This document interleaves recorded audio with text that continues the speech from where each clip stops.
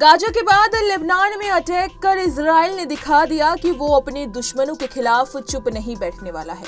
UNGA में Israeli प्रधानमंत्री के तेवर से साफ हो चुका है कि इजराइल की ओर नजर उठाने वालों का अंजाम बेहद बुरा होगा, फिर चाहे पूरी दुनिया ही उसके खिलाफ क्यों ना हो। गाजा में हमास और लेबनान में हिजबुल्लाह का हिसाब करने के बाद इजराइल रुकने वाला नहीं है। आशंका जताई जा रही है कि इजराइल एक बार फिर ऑपरेशन फोकस शुरू करने वाला है। 1967 में मिस्र, जॉर्डन और सीरिया के खिलाफ हुए 6 दिन के युद्ध के दौरान किया था।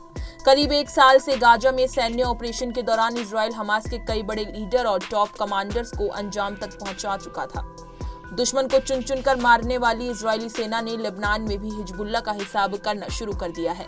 महज 10 दिन के अंदर हिजबुल्लाह के कई बड़े कमांडर निपटाए जा चुके हैं, यानी इजराइल अब अपने लक्ष्य को पूरा करने के करीब है। लेकिन नेतन्याहू की फौज इस बार किसी को भी बख्शने वाली नहीं है।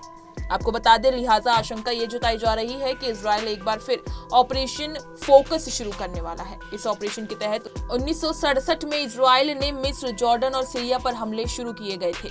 अब ऑपरेशन फोकस रिटर्न्स का टारगेट सीरिया, इराक और यमन बनने वाला है।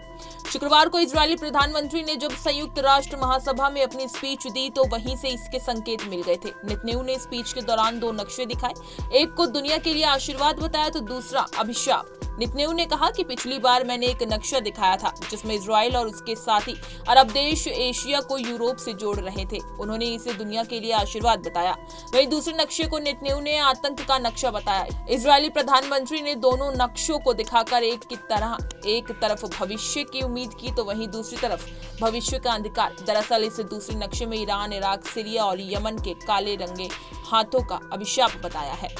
माना जा रहा है कि इजराइल सीधे तौर पर ईरान पर हमला नहीं करेगा। वो चाहता है कि ईरान खुद इस जंग में कूदे, इसलिए वो हमास और हिजबुल्लाह के बाद इराक, सीरिया और यमन में मौजूद ईरान के प्रॉक्सी गुटों को निशाना बनाने की योजना बना रहा है। इजराइल और अरब देश की अदावत दशकों पुरानी है। करीब 100 साल पहले फिलिस्तीनी सरजमी पर ब्रिटेन का कब्जा था और ब्रिटिश हुकूमतों ने फिलिस्तीन को 2 हिस्सों में बांटकर यहूदियों के लिए स्वतंत्र इजराइल राष्ट्र बनाने का वादा किया था। लेकिन अब अरब जगत के मुल्क इजराइल की स्थापना के खिलाफ है। चलिए अब बात करते हैं ऑपरेशन फोकस के बारे में। इसके बाद साल 1967 में दूसरा अरब इजराइल संघर्ष हुआ। 6 दिन तक चले इस युद्ध में 6 डे वॉर के नाम से भी जाना जाता है। 5 जून 1967 से 10 जून तक इजराइल ने मिस्र, जॉर्डन और सीरिया के खिलाफ जंग लड़ते हुए कामयाबी हासिल की। इन तीनों देशों के खिलाफ की गई सैन्य कार्रवाई को ही ऑपरेशन फोकस कहा जाता है। इस युद्ध के नतीजों में मिडिल ईस्ट का नक्शा ही बदल दिया। दरअसल इस जंग में परिणाम स्वरूप गाजा पट्टी और मिस्र के सिनाई प्रायद्वीप पर इजराइल का कब्जा हो गया।